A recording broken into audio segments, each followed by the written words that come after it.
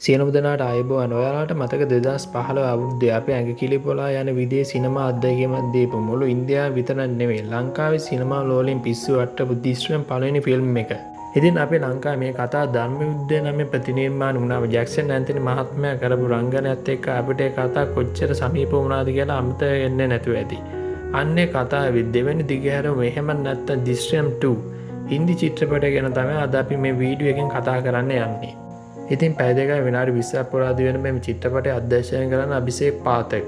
ප්‍රධාන චරිතයේ විදිහට සුපිරිනලු අජය දේවගන් එක්ක ශ්‍රියා සරන් තබු වගේ මේ පාර අලුතෙන් එකතු වෙන සුපිරිනලු අක්ෂේ කන්නා. හරි අපි මුලින්ම මේ කතාවේ පසුබිම ගැන පොඩ්ඩක් කතා කරගනිමු. මොකද දිස්ත්‍රික්කම් 2 හරියට රස විඳින්න නම් පළවෙනි කොටසේ අවසානයේ මතක තියෙන්න ඕනේ. පළවෙනි කොටසෙන් අපි දැක්කා තමන්ගේ දුව අතින් සිද්ධ වුණ අත්වැරදීමේ පොලිස් ප්‍රධානියාගේ පුතා මැරෙනවා. ඒ මනසිරුව සංගවලා තමන්ගේ පවුල බේරගන්න විජය සල්ගා උන්ක කියන නම් සාමාන්‍යයෙන් හැබැයි සිනමාව ගැන අදසේ සූක්ෂම දැනුමක් තියෙන කේබල් ටීවී ව්‍යාපාරිකයා මුළු පොලිස් දෙපාර්තමේන්තුව නොමග යවනවා. ඉතින් අන්තිමේදී කවුරුත් නොහිතපු විදිහේ විජයේ මනසිරුව හංගන්නේ අලුතෙන් හැදෙන පොලිස් ස්ථානයේ ඇතුළේමයි. දැන් අපි එමු දිස්ත්‍රික්කම් 2 කතාවට. කාලේ අවුරුදු 7ක් ඉදිරියට ගිහින් විජය දැන් සාමාන්‍ය කේබල් ටීවී ව්‍යාපාරිකයාගෙන් විතරක් නෙවෙයි. එයා දැන් සාමාන්‍ය ශාලාවක අයිතිකාරයෙක්. ඒ වගේම එයාට ලොකු හීනයක් තියෙනවා තමන්ගේම කියන සිනමා පටයන් නිෂ්පාදනය කරන්න. ඒ වෙනුවට එයා ප්‍රසිද්ධ තිරකථා රචකයෙක් එක්ක එකතු වෙලා අලුත් කතාවක් ලියමින් ඉන්නේ. ඉතින් මතු පිටින් බලද්දි විජයගේ පවුල සතුටින් ඒ වගේම ධනවත් වෙලා වගේ පෙනුනට ඒ පවුල ඇතුලේ තවමත් තියෙන ලොකු බියක් සහ මානසික පීඩනයක්. පොලිස් සීරන් එක ඇහුණත් විජයගේ බිරිඳ නන්දනී සහ දුවල දෙන්නම ගැහෙනවා. ඒක පශ්චාත් ව්‍යසන මානසික ආතතියක් වගේම මේ අතරතුර ගමේ අය අතරේත් කතාවක් යන විජය තමයි ඇත්තනේ මිනිමෙරම කළේ කියලා. එයා සල්ලි තියෙන නිසා බේරුණා කියලා. මිනිසුන්ගේ ඊර්ෂ්‍යාව සහ සැකය ක්‍රමෙන් වැඩි වෙනවා. හැබැයි නීතිය සහ පොලිසිය මේ කේස් එක අතහැරලා නැහැ. මීරා දේශ්මුඛ් තමන්ගේ පුතාගේ මරණය සාධාරණ ඉල්ලලා තාමත් හොර රහසේ මේ ගැන හොයනවා. අන්න ඒ වෙලාවේ තමයි ගෝවා ප්‍රාන්තයේ අලුත් IG කෙනෙක් පත් වෙලා ඉන්නේ. මේ චරිතය කරන්නේ අක්ෂය කන්නා. එයා මීරාගේ සමීපතම මිතුරෙක්. තරුණ කියන්නේ විජය වගේම අතිශය බුද්ධිමත් මිනිසුන්ගේ මනෝවිද්‍යාව හොඳින් තේරුම් ගන්න පුළුවන්. කිසිම හැඟීමකට වහල් වෙමි තීරණය ගන්න දක්ෂ නිලධාරියෙක්. එයා විජයගේ පරණ කේස් ෆයිල් එක ආයෙමත් දිගහරිනවා. ඉතින් මෙන්න මෙතනදී තමයි කතාවේ හැරවුම් ලක්ෂ්‍ය වෙන්නේ. පොලිසිය අවුරුදු 7ක් තිස්සේ ඉතාම රහසිගත විජයටත් හොරෙන් ලොකු සැලසුමක් ක්‍රියාත්මක කරලා තිබෙනවා. ඒ සැලසුමේ ප්‍රතිඵලයක් විදිහට මිනිමැරුම සිද්ධ වුණු දවසේ රාත්‍රියේ විජය පොලිස් ස්ටේෂන් එකේ මනසිරුව අරන් එනවා. S2ටම දැකපු එක සාක්ෂිකරුවෙක් පොලිසිය හොයාගන්නවා.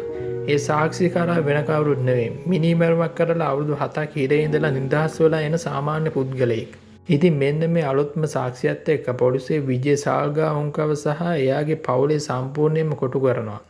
විජය හංගව මනසිරුව තිබුණු තැන පහ පොලිසියෙන් නීත්‍යානුකූලව හාරලා යට සැකලි ගොඩ ගන්නවා.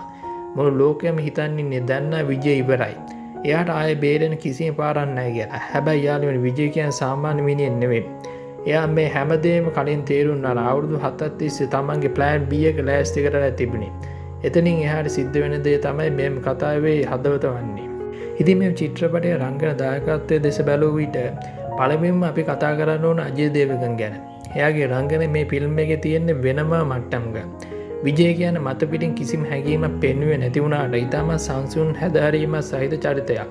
එයාගේ ඇස් දෙකෙන් විතරක් එයා මුළු කතාවෙම බර ෆේස් එකකට දැනෙන්න ආරිනවා. තමන්ගේ පවුල අනතුරේ ඉන්නවා කියන බය හිතන ඇතුලේ තියාගෙන පොලිසිය ඉස්සරහ අභියෝගාත්මකව කෙලින්ම ඉන්නේ ස්වරූප අජීතයේගෙන් උපරිමයෙන්ම කැමරා ඉස්සරහ නිරූපණය කරලා තිබෙනවා. ඉතින් දැන් අපි එමු හැමෝම බලාගෙන ඉන්නේ මේ චිත්‍රපටයේ හොඳම කොටසට. ඒ තමයි අවසාන විනාඩි 2. ඔයාලට පළවෙනි කොටසෙන් ට්විස්ට් එකක් දැකලා පුදුම වුණා නම් දෙවෙනි කොටසේ ට්විස්ට් එක දැකිද්දී ඔයාලගේ ඔළුව පිස්සු හැදෙනවා. ඉතින් පොලිසිය විසින් විජය සාල්ගා උන්කව උසාවියට ඉදිරිපත් කරලා මනසිරුවේ DNA වාර්තාවක් පව විජයට විරුද්ධව තියෙද්දි මුළු උසාවියෙන් විජය වැරදිකාරයා කරන්න සූදානම් වෙලා ඉන්නේ. නීතිඥයෝ විසින් විනිසුරුව වගේ ප්‍රේක්ෂකයෝ වෙත අපි හිතන්නේ විජය වැඩේ අනාගත කියලා. හැබැයි අන්න ඒ මොහොතේ තමයි විජය තමන්ගේ අවසාන තුරුම්පුව අදින්නේ.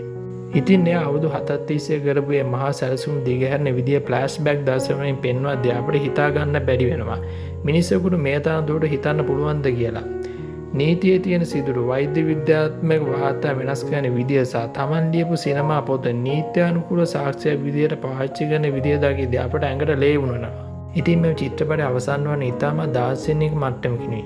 විජේ නීතියෙන් බේවුණත් එයාට සහ එයාගේ පවුලයට කවදා නිදහසේ ජීවත් වන්න ලැබෙන්නේ නැහැ. ඔවුන් හැමදාම ජීවත් වන්නේ නොපෙනෙන හිරගයකය.